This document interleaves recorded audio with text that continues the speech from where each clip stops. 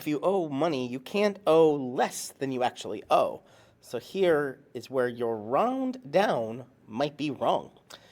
In this particular case, we're looking at the cost of an item. We have a price and we're doing a deep discount. Maybe it's the end of a business sale. Uh-oh.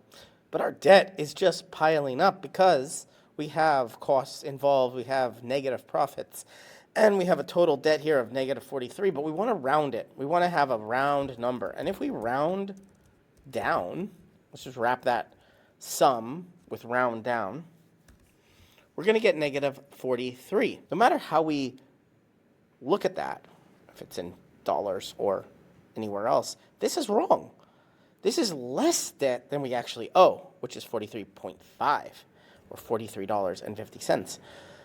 So how do we round down but not to zero? So basically what's going on under the hood is that round down is taking whatever number is here and getting it closer to zero. So positive numbers, it works fine, it works totally good. But when we have negative numbers, in this particular case, and in some cases, it doesn't necessarily matter, but in a lot of cases with debt, we can't owe less than we actually owe. We want reality to be the same, or reality to be real. So we use int. Int rounds down to the nearest integer.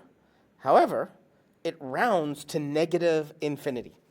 So actually rounding down in positive numbers, int and round down are the same. But in negative numbers, they are polar opposites. Very interesting to know that. Int could be the answer for even rounding down above zero if it's also what you need to do below zero. There is also round, which in this particular case is going to get our real correct answer. But if everything is flipped, we don't have this deep discount. Is our round up correct? Is it? Do we want to be rounding up when it's positive? And when we are negative, we want to round towards zero as well? If we don't, if in actuality we want to be rounding down when we're positive and rounding down to negative infinity when we're negative, you're going to want to use int. Int there is going to be the answer for you to round. Very interesting little optimization you can do to your Google Sheets today. You're watching Better Sheets here on YouTube. Make sure you check out this video or this video and subscribe right now to get more tips, tricks, how-tos, get more out of your Google Sheets than you ever have before.